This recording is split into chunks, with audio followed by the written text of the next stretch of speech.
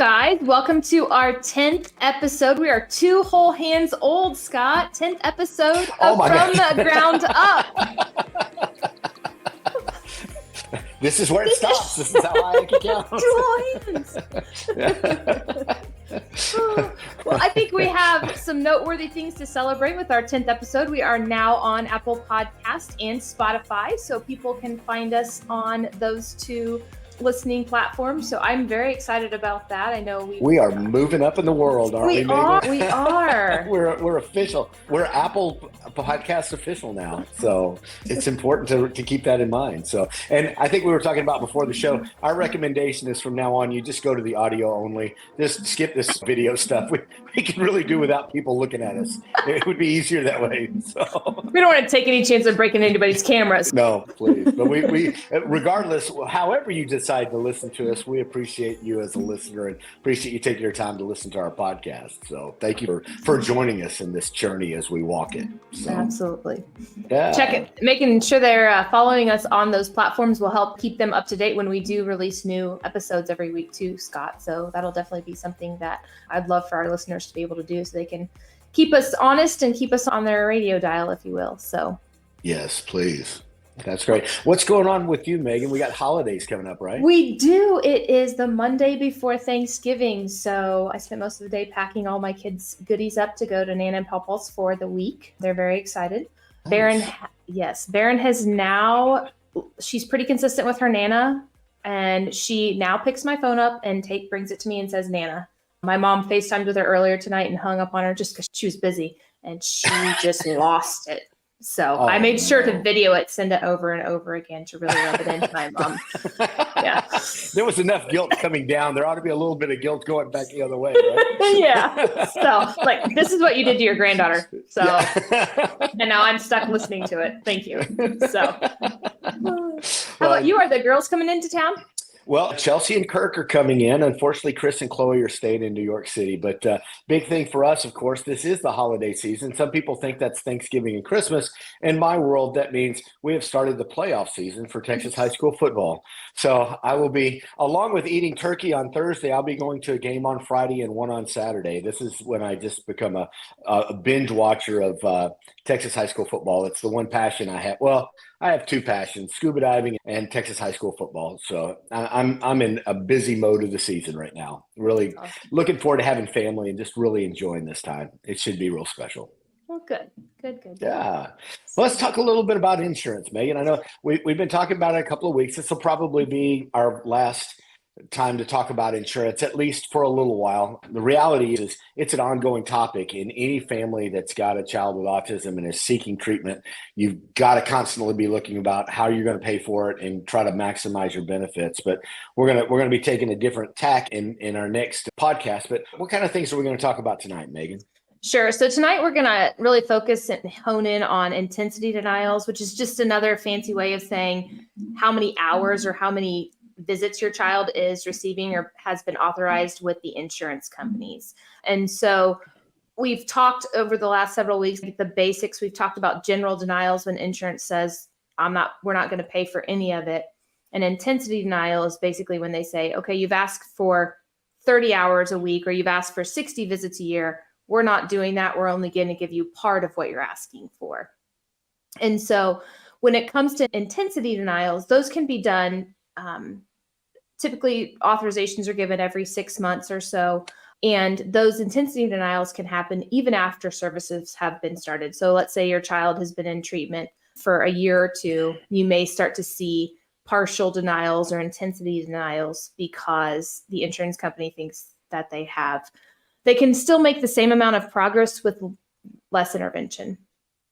And so as a parent, you have the right to fight that and advocate for that. Obviously, parents have seen progress and significant gains in their child's skill sets. And so they want to continue down that path, right? Sure.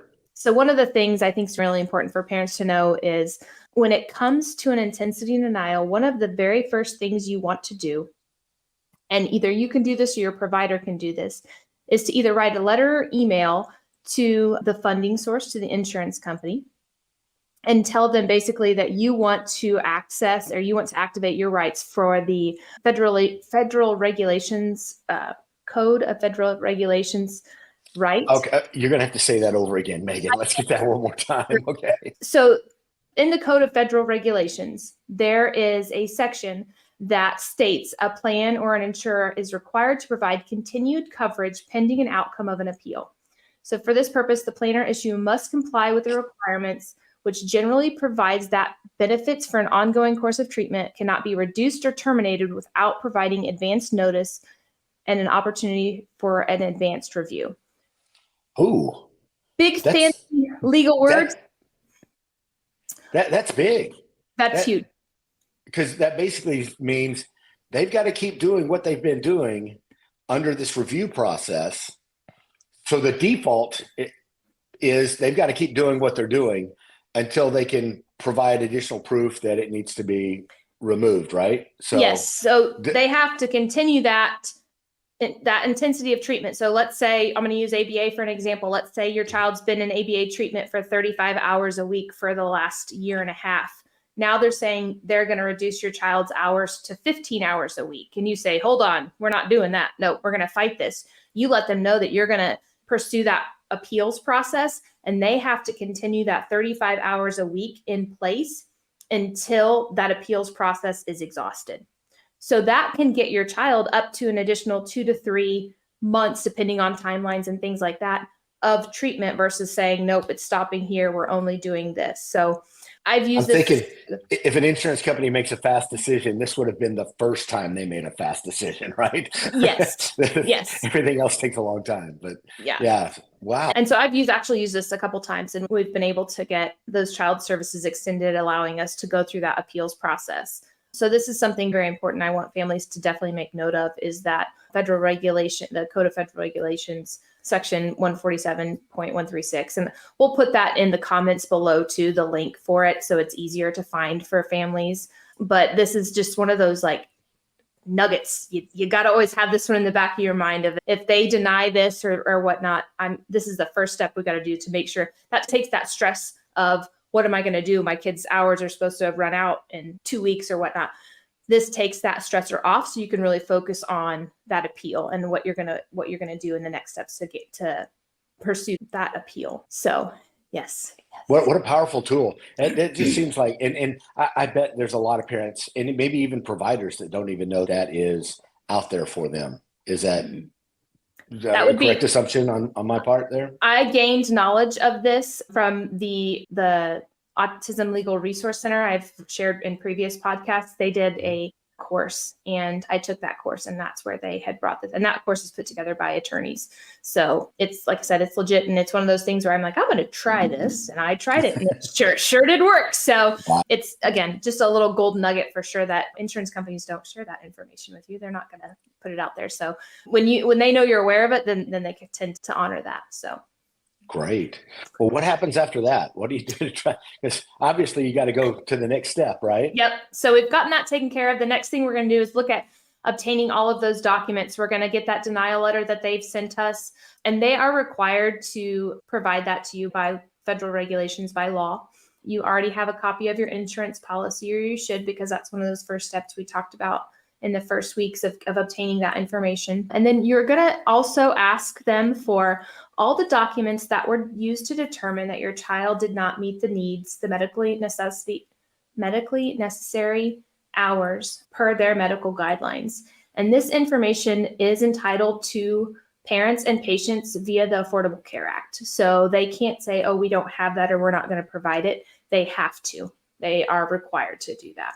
A lot of insurance companies, we learned several years ago, had like a matrix that they would use to determine hours for children. So if you were at this severity with this in this area, then you would get this many hours. And that's not legal. They can't use a matrix to determine a child's medical necessity. And so when that was provided and discovered, then it obviously was debunked, and a lot of denials were overturned because they were using information that was not meeting the Mental Health Parity Act. So again, having that information and all those documents allows us to sift through and determine what our course of action is going to be. But reviewing those medical guidelines, like I said, obtaining those documents.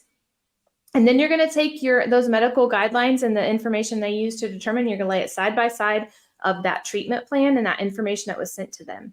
And you're going to look and see, where does this meet the need? This is on line 1. This goal is meeting this medical necessity criteria here. The child's assessments are meeting this medical necessity criteria here. And we're going to line those up and we're going to start to build a case. We're going to get our evidence, so to speak, in line. And once we do that, then we're going to put it all into a letter to basically write our rebuttal. I have found that having parents write letters and how the treatment is impacting their family as a whole, how their child has benefited from the treatment, is very beneficial as well, because the parents are the ones that are paying those premiums, or their parents' employer. Mm-hmm. And so that helps to advocate for those services and that treatment. So we're going to take that medical necessity guidelines, we're going to take the plan and information that was sent to the insurance company, we're going to lay those side by side, and we're going to now align each of those in a letter that we're going to send to the insurance company as an appeal. Okay. We're going to attach a letter from the parents and advocating what they're seeing from how the child's benefiting. How is it improving his quality of life, the quality of life for the family, and how could a reduction of hours adversely affect the child? And we're going to send all of that in. The more information you can provide, the more progress, the more assessments, the better, because like we've talked before, sometimes those are just a request for additional information. So we're going to give them all the information they need and really help guide that decision in the hours for treatment. So I also know from just business negotiations I've been in and things like that, if you're the one that shows up with the most information and you lay it on the desk, then the opposition, I'm just going to use that term, whoever's across the table from you, they're going to be a little bit overwhelmed. They're going to be off their game. They're going to be, it's like, hey, these guys come well prepared. It may be easier for me to just say yes than it is for me to fight this battle. And that's really what you want to leave the insurance company with, that kind of an impression is, it's going to be easier for us to say yes than to fight a battle with this particular person, right? So just be that prepared, that over prepared, if you will.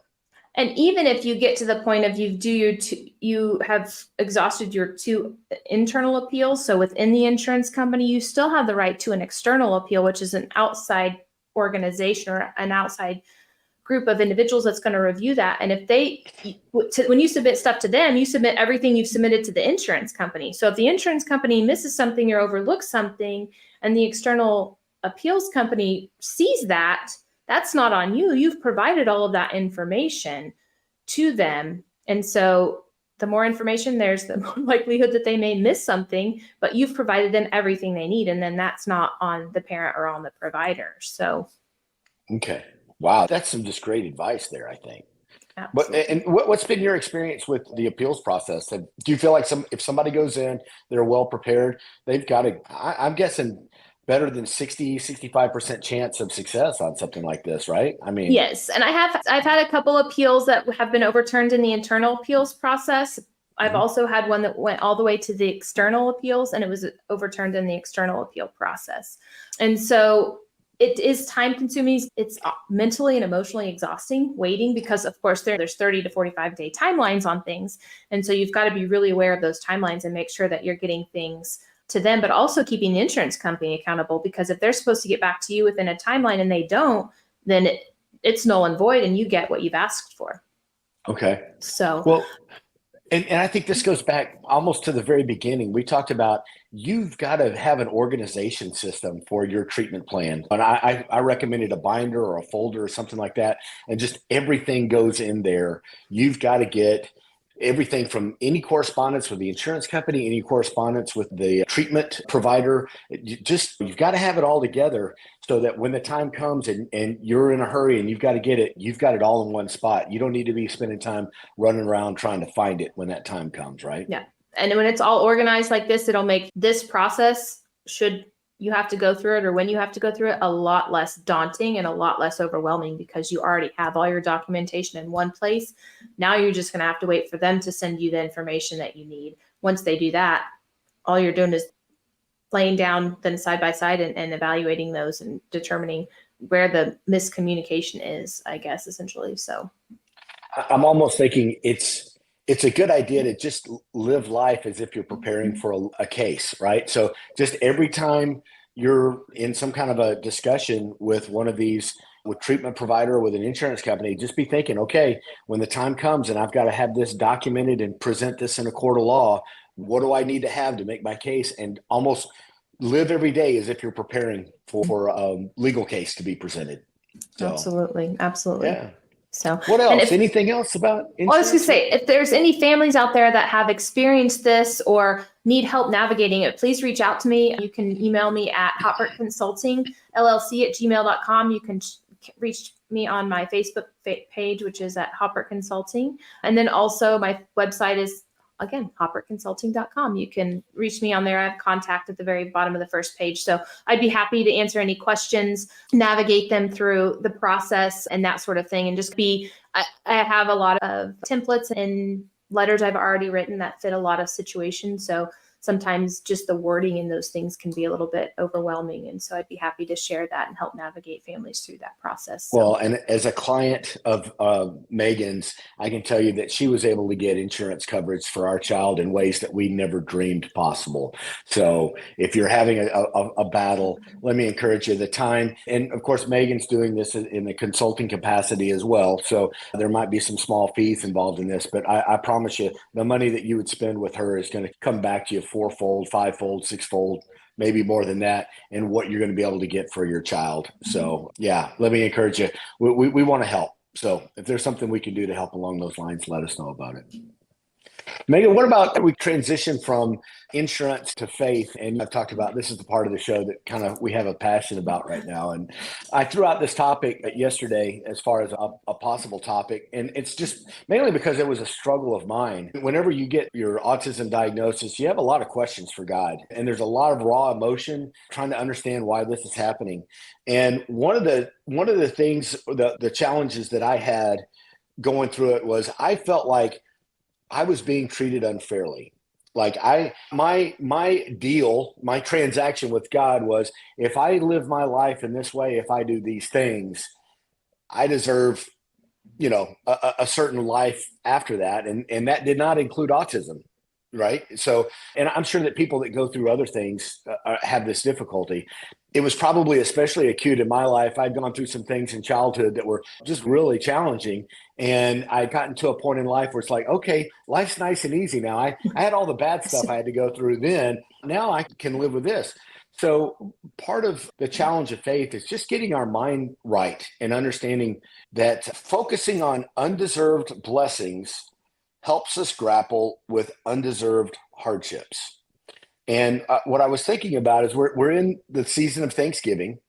And to me, the idea of Thanksgiving is to really focus on the blessings we have. And when we're going through these difficult times and we're trying to figure out the why behind things, it's easy for us to focus on what we consider to be undeserved hardships. This is a hardship that I don't deserve. Right. When in actuality, when it comes to God, we have a whole lot of blessings that are undeserved, but we don't spend nearly enough time thinking about those things. And once I began to make that shift and I started thinking about, well, what are some of the things that God's blessed me with that I did nothing for, that are completely undeserved? I put that on the scales and realized it's the scales are tipping this way, right? There's a lot of things that I have that are just completely undeserved. So we thought we would talk a little bit about that tonight. And Megan, I know you had some things. One of the scriptures that I pulled up was in Ecclesiastes, which is it's a little studied book, but I think it's absolutely filled with wisdom, and it's perfect for somebody like me that's a little bit sarcastic and biting in some of the things I think. But in Ecclesiastes 8:14, there's this verse: "There is something else meaningless that occurs on earth: the righteous who get what the wicked deserve, and the wicked who get what the righteous deserve. This too, I say, is meaningless." And the author of Ecclesiastes is going through all of these things that he just can't understand. It's almost a cry out to God. It's like, I've seen this throughout my life, and sometimes the righteous suffer and the evil are blessed. It happens. And he's at the end of life going, I can't have an explanation for it. It's meaningless, but that's the way life is sometimes. I Well, think and sometimes that's the way it is in autism as well. I think it's just such a perspective shift, right? And we see things that this is a hardship, this is a hardship, this is a hardship. And we focus so much on ourselves and other people, we don't look at big picture. We don't look at, okay, well, this is this is not about Megan. This is not about Scott. This is about God's plan and where do we fit into. We can choose to participate in it or we can choose not to. And when we have that perspective of big picture, how is this impacting other people? Then it shifts that blessings and that hardships, right? And I've had some dear family friends that have gone through just unimaginable tragedy. And it's so hard. Sometimes it's so hard to see blessings in that. Yes. And it may not come for a really long time. Yeah. But I think when we look at, okay, how can I offset this? How can I offset what these bad things happening? It goes back to that whole punishing God thing. Like God's not a punishing God. He's a loving God. And yes. We have to see that as a big picture, that he's not wanting to make things hard for us. He's there to support us through those hardships, right? Yes. And I don't know, I'm with you, Scott. I think it's definitely a perspective shift. And I think there's a story in Matthew about this. Would you like to share that, or do you want me to share that? Yeah, well, it's a pretty long scripture, so I'm probably going to just give the overview. It's where Jesus tells a parable about a man who owns a vineyard, and at the beginning of the day, he hires some workers. He agrees to pay them a set amount of money at the beginning of the day, and they start working, and they work all day long. Well, a little later in the day, he finds another group of workers, and they're not working, and he says, hey, come work in my vineyard and I'll pay you an amount. And then at the end of the day, he finds another group of workers and he says, come work for me and I'll pay you what I owe you for your work. At the end of the day, they all get the same amount. The owner gives the same amount. And those that started the day and were paid what they were agreed to be paid start grumbling. They're not too happy about the vineyard owner. They think, hey, why is it that we're getting the same thing they've done? They haven't done as much work as we have. And he reminds them, I paid you what we agreed to pay you. Okay. And as the owner, I get to choose what I pay people. And at the end, the owner says, are you envious because I am generous? And he's basically saying, it's mine to do what I have. So my application to this is, it's God's world. We're just living in it. He said he's going to take care of us. It's not always going to look the same. Our reward may, at least on this earth, may look a little different than somebody else's. We've got to accept that. I've also said, growing up, my girls would complain about something not being fair. That's not fair. Well, my response was always, when did I tell you life was going to be fair? I tried from an early stage to set their expectations. Sometimes life's just not going to be fair, and you really have to get over it. And I only bring that up because as an adult, I found myself crying out to God, this isn't fair. Why can't you be fair? And God said, it's my world. I didn't promise you that it was going to be fair. And as I started to look at the blessings that I received that I didn't deserve and really focused on that, I became a lot more comfortable and accepting of the fact that I was going to be on a path I didn't necessarily want to be on, but God was going to be walking with me. And maybe I just try to leave everybody with that as we approach this, the idea of Thanksgiving and the holidays is really focus on that gratitude piece. It will help you get through those times and trials of faith. It'll help you work through that. And I think just having that perspective shift of trying to find a blessing in the midst of hardship, of tragedy, of situations that you find yourself in. My husband probably gets annoyed with me because sometimes he gets frustrated with things and I always try to turn it of like a positive. Well, look at it. Then he's just like, okay, you're right. But sometimes we just want to grumble. I'm like, I understand that, but it makes life so much easier when we shift our perspective and we shift that, okay, this is not fun. I always go back to the thought process that there's somebody out there that has it worse off than I do. And so Absolutely. I always, the thing, and there's memes and all that stuff on Facebook of like, somebody's praying for your blessings that you have right now. And so just always having to shift our mind back to that of like, my kids, I love them, but sometimes they drive me crazy. But I know there's people out there that are praying to have children. And so just always thinking that mindset of there's somebody out there that has much, much more difficult challenges than what we're experiencing right now. And just that kind of can help with that mind shift. I've also often thought if we had a chance to lay our troubles down and just walk along the line, just everybody lay down their problems at once, and then we got to pick whose problems we pick up, right? I get to pick up that person's problems or that person's problems. How many of us might just end up back at our own and just pick our own up and go, you know what? I'm looking at some of these others and I'm glad I got the ones I got.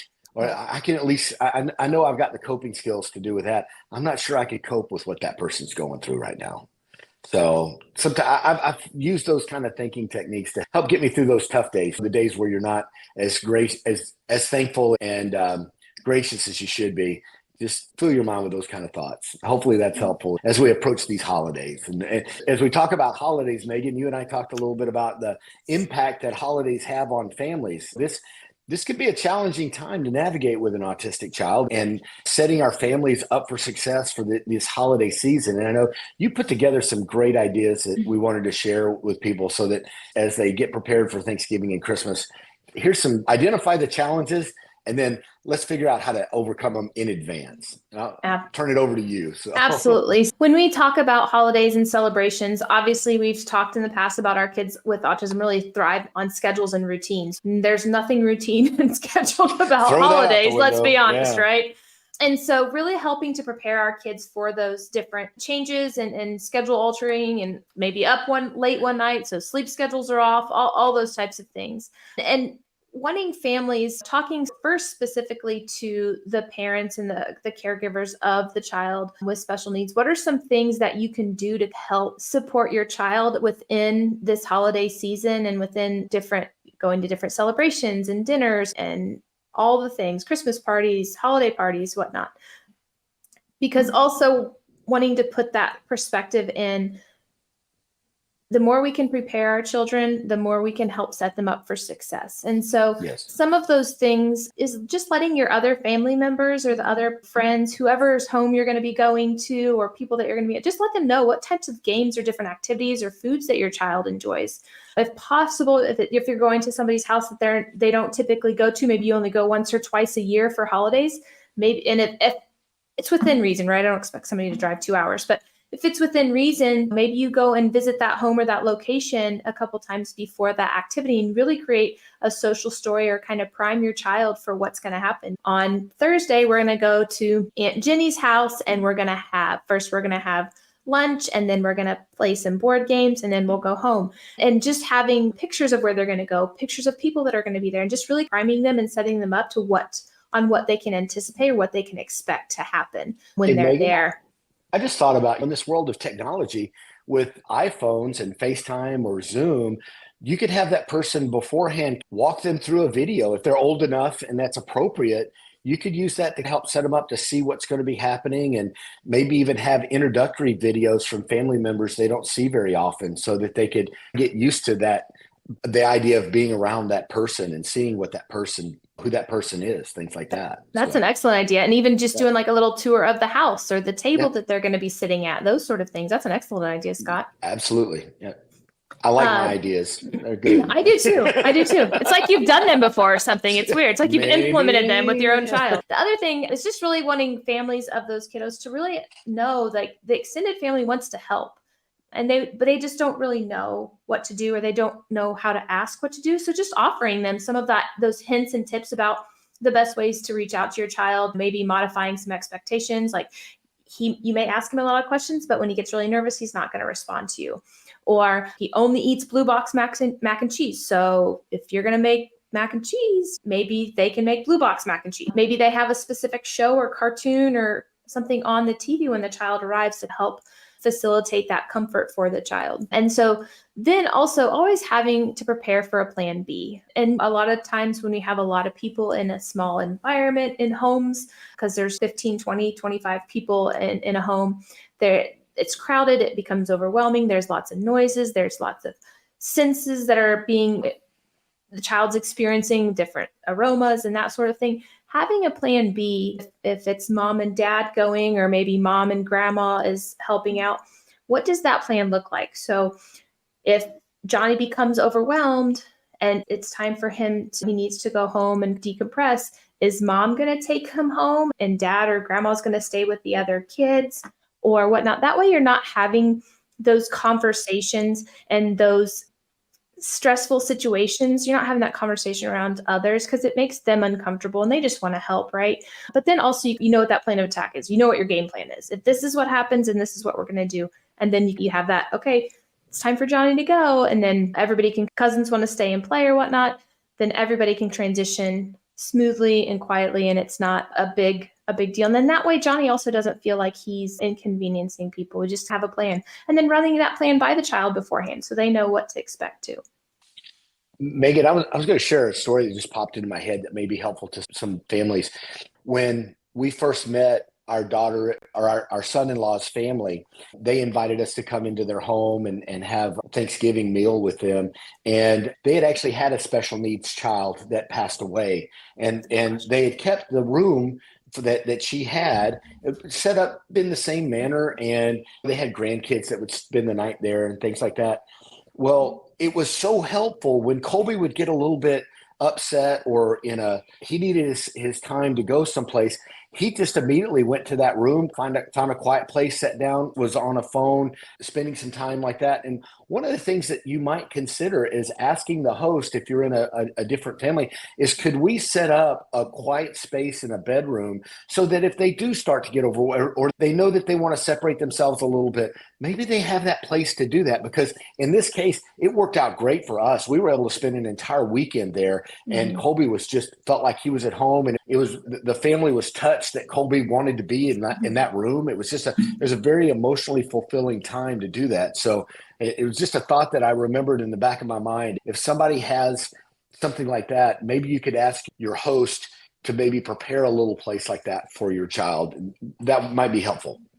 It's like you read my notes for the next section, Scott. Oh, I'm so sorry, Megan. I jumped ahead. That's a perfect example of what we're talking about. That's so funny. So these are things that maybe aunts, uncles, grandparents, cousins could do to help support that family of the child with special needs. And so again, asking, because sometimes parents don't really know like what you want to know or what you don't want to know. And so asking like, hey, what can we do to help? If you're a lot of times common conversation at family gatherings is like, what's Johnny doing in school? Or how's Johnny doing in school? You can ask those things, but maybe ask it in more of a way that's like, hey, Julie, how's Johnny doing in school when Johnny's present? And that way the mom can answer, or she can direct the question to the child and propose the question to the child that they can answer in a way that's maybe more friendly to them or that they're understanding and whatnot. And so just not talking and just completely ignoring is not okay. And don't be upset or hurt if you ask the child a question, they don't respond. There's a lot those little babies are trying to process in these types of situations. And so I think just asking those types of questions and wanting to know more is a huge way of welcoming that family and letting them know that you care. We're here to support you as a family. And then number 2, prepare or allow for a quiet, calming place for the child to go, maybe a spare room or a quiet office area. Scott, you had a perfect story of an example of how this would work. So thank you. We legit didn't plan that, y'all. That was just... Well, I can't believe with all of the extensive show prep that I did prior to this, that I actually missed that slide. I just can't believe that with all of the work that I did in preparation, that I just passed over that. But somehow that happened. No, it works. It works. God had the story. He's like, Megan, let me just line these 2 things up here. Okay. And then also having some preferred games, shows, or toys available for the child to play with, just so they have things that they're used to, they're acclimated to, and that they feel welcome. Because a lot of the times parents of kids with special needs are making special meals for the child. They're having to pack up half the room for the child because they want to make sure that they're comfortable in that environment. And so just being able to offer those things can really help alleviate the stress and anxiety and worry that family may have in preparing for those holiday celebrations. So, and then again, offer to prepare a child's favorite food or have a preferred item available. That kid loves goldfish. Go buy a big box of goldfish from Sam's Club, put them in a bowl in the middle of the Thanksgiving table. Like that will there's no more. That's just a perfect act of love right there, man. It's the holidays. What they eat doesn't matter, right? Exactly. It's the fact that they enjoy what they eat. Exactly. Forget everything else, right? So exactly. So that's what I plan on doing.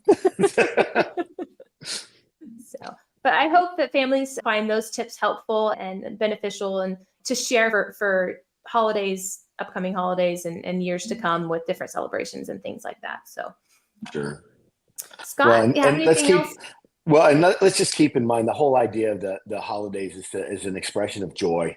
It's an expression of God's gift to us, and then our response is joy. Mm-hmm. So regardless of what you're going through, let's keep that in mind, that our response needs to be joy. But yeah, Megan, I know we've got some asks for our listeners tonight. We got a lot of things that we're asked of them. Maybe we can go through some of those things. Yes. So as we had mentioned before the beginning of our podcast, we are on Apple Podcasts and Spotify now. So we would love for you guys to hit that follow button and follow us so you get those updates when we do launch new episodes. Also, check us out on Facebook if you haven't already. Like us and follow us on our Facebook page. The easiest way, honestly, to find us is just to search Autism, Faith, and Family. We pop up a lot quicker than if you do From the Ground Up. There's just a lot of other From the Ground Ups that are not us.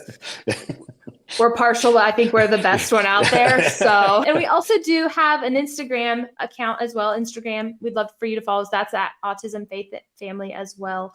And share like our YouTube channel, because when you guys do those things, it allows others to find us a little bit more easily. And we want to be able to reach more families and provide more support and joy and hope for people that are navigating these challenging waters. So, Scott, you want to talk a little bit about the Hills? Sure. If you are in the Tarrant County area and are looking for a church, I'd like to extend a warm welcome. We'd love to have you as part of the Hills Church. We have 3 we just launched our 4th campus. That's right. I should say that. That's right. But let me be careful. The 4th campus doesn't have a special needs ministry yet. We're going to get there. That's in Dallas. But the 3 campuses that have a special needs ministry are in Keller, in North Richland Hills, and in West Fort Worth. Each campus has a special needs minister that's dedicated to making sure your child has a successful experience.